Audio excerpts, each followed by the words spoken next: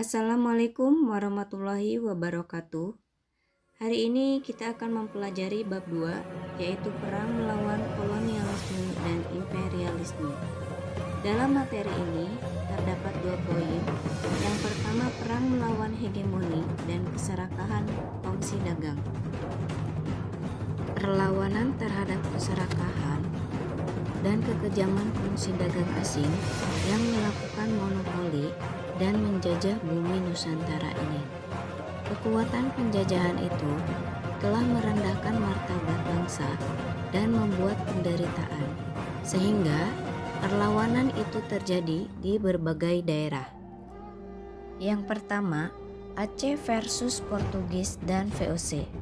Sebelum masuk ke Aceh, terlebih dahulu Portugis telah masuk ke Malaka, sehingga pada tahun 1511 Malaka telah jatuh ke tangan Portugis.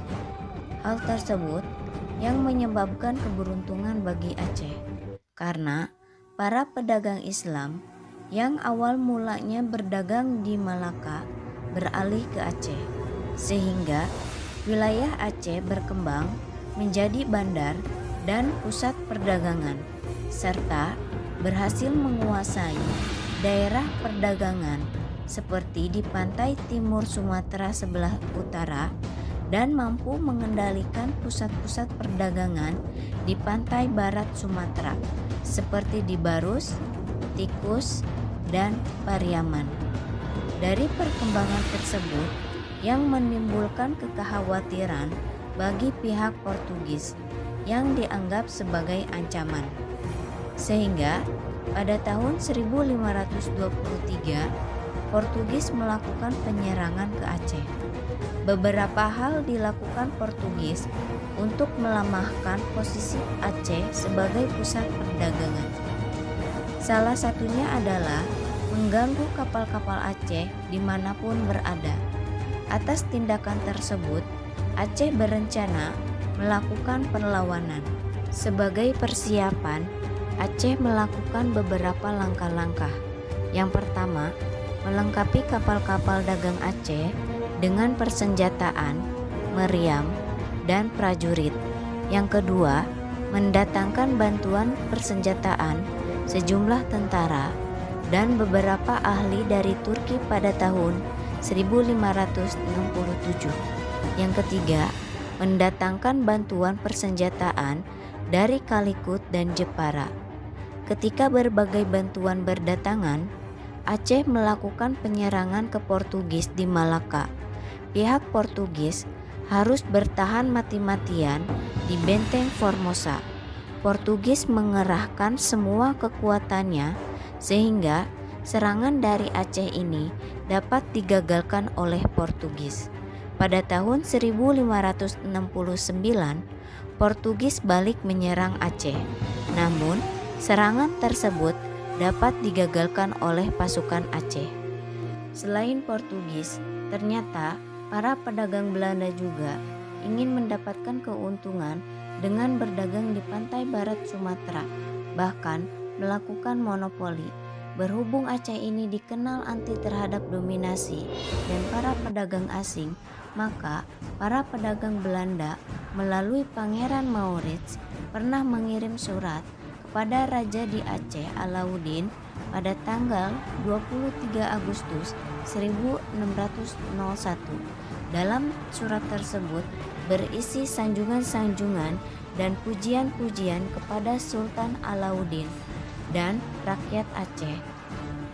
Selain itu, menjelek-jelekan Portugis serta menawarkan bantuan untuk mengusir orang-orang Portugis, sehingga pada tahun 1607 Aceh memberikan izin kepada VOC untuk membuka loji di Tiku di pantai barat Sumatera. Meski begitu, rakyat Aceh dan para pemimpinnya tetap memiliki pendirian dan semangat untuk terus berdaulat dan menentang dominasi orang asing. Pada masa pemerintahan Iskandar Muda 1607 sampai 1639, semangat juang mempertahankan tanah air dan mengusir penjajahan asing makin meningkat.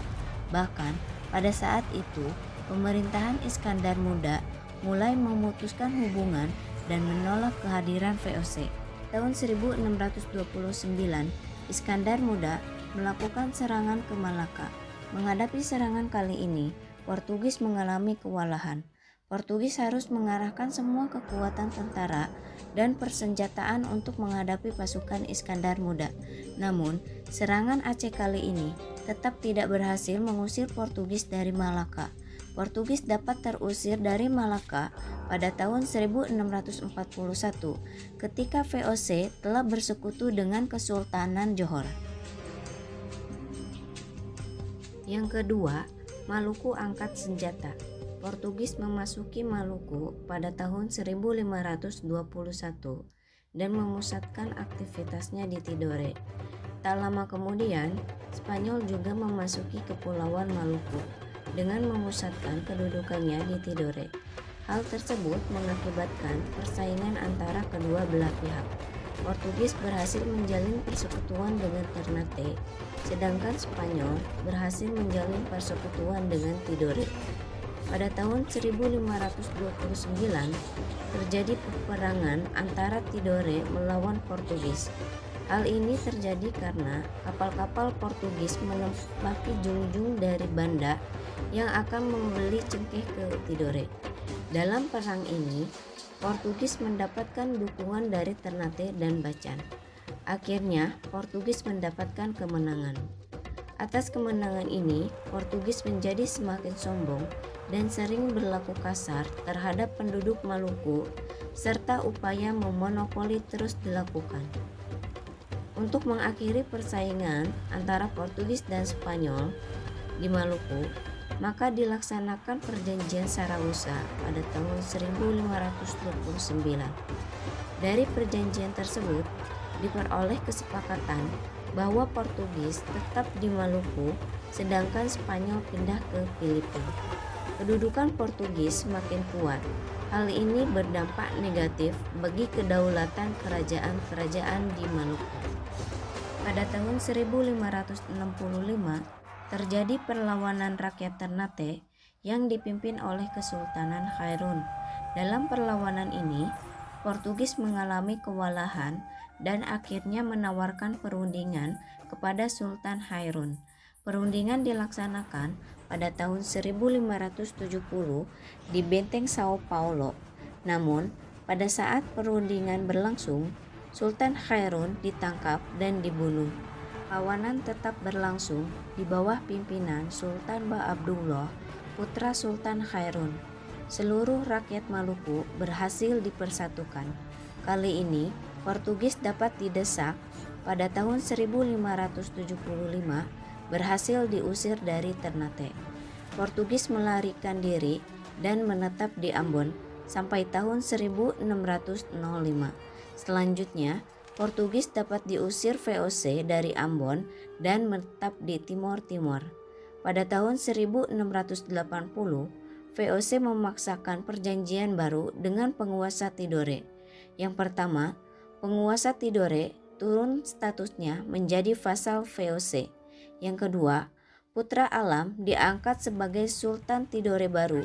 Padahal, menurut tradisi kerajaan Tidore, yang berhak menjadi sultan adalah Pangeran Nuku. Kemudian, Sultan Nuku memimpin perlawanan rakyat Maluku melawan kekuatan Kompeni Belanda atau tentara VOC.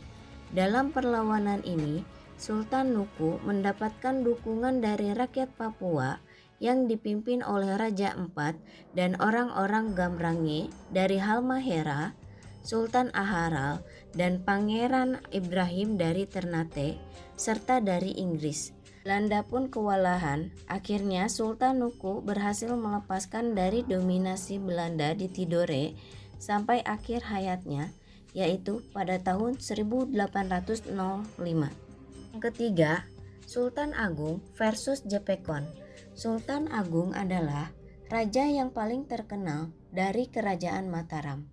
Pada masa pemerintahannya, Mataram mencapai zaman keemasan. Ia mempunyai cita-cita. Yang pertama, mempersatukan seluruh tanah Jawa. Yang kedua, mengusir kekuasaan asing dari pribumi. Atas dasar cita-cita tersebut, maka Sultan Agung menentang keberadaan VOC di Jawa.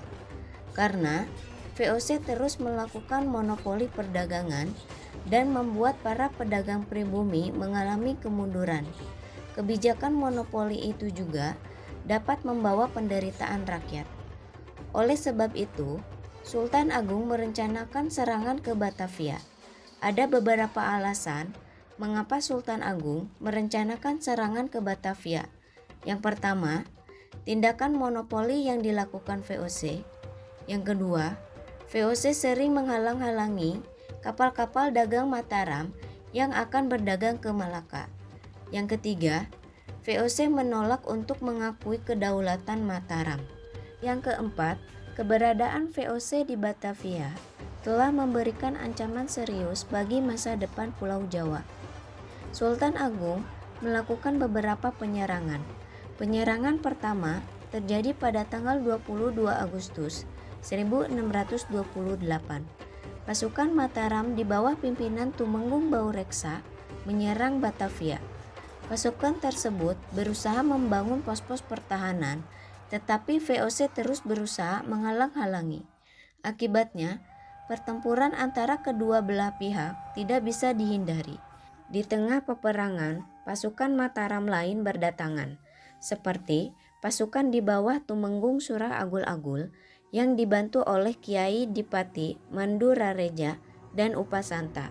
Selain itu, datang pula laskar orang-orang Sunda di bawah pimpinan Dipati Ukur, sehingga pasukan Mataram mengepung Batavia dari berbagai tempat.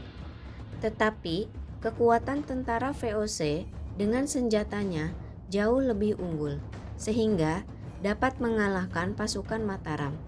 Tumenggung Baureksa gugur dalam pertempuran itu. Dengan demikian, serangan tentara Sultan Agung pada tahun 1628 belum berhasil. Meski serangan pertama gagal, tetapi Sultan Agung segera mempersiapkan serangan yang kedua. Atas dasar kegagalan yang pertama, maka Sultan Agung kali ini lebih meningkatkan lagi jumlah kapal dan senjata, serta membangun lumbung-lumbung beras untuk persediaan bahan makanan seperti yang ada di Tegal dan di Cirebon. Tahun 1629, pasukan Mataram yang dipimpin oleh Tumenggung Singaranu, Kiai Dipati Jumina, dan Dipati Purbaya menuju ke Batavia.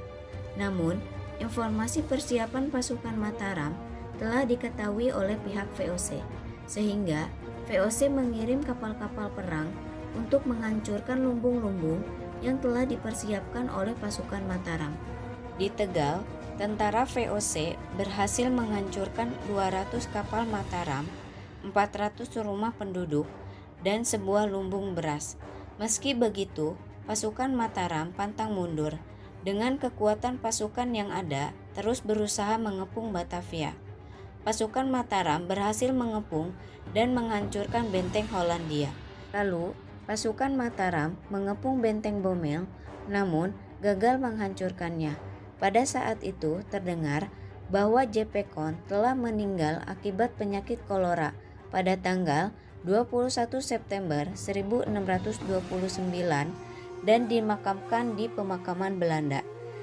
Dalam situasi yang kritis, pasukan VOC semakin marah dan meningkatkan pasukannya untuk mengusir pasukan Mataram. Kegagalan pasukan Mataram yang menyerang Batavia membuat VOC semakin berambisi untuk memaksakan monopoli dan memperluas pengaruhnya di daerah-daerah lain. Namun, Sultan Agung yang cerdas kemudian telah menggunakan kemampuan diplomasinya sehingga berhasil memaksa VOC untuk mengakui eksistensi Mataram dan Sultan Agung sebagai yang di-Pertuan Agung. Sayangnya, ketika Sultan Agung meninggal pada tahun 1645, Mataram berhasil dikendalikan oleh VOC karena pengganti Sultan Agung yaitu Sunan Amangkurat I yang memerintah pada tahun 1646 sampai 1677 sangat lemah, bahkan reaksioner dengan sikap sewenang-wenang kepada rakyat, bahkan kepada para ulama, tidak seperti Sultan Agung yang semangat dan kebesarannya. Hari ini, pertemuan kali ini sampai di sini, dilanjutkan minggu depan. Wassalamualaikum warahmatullahi wabarakatuh.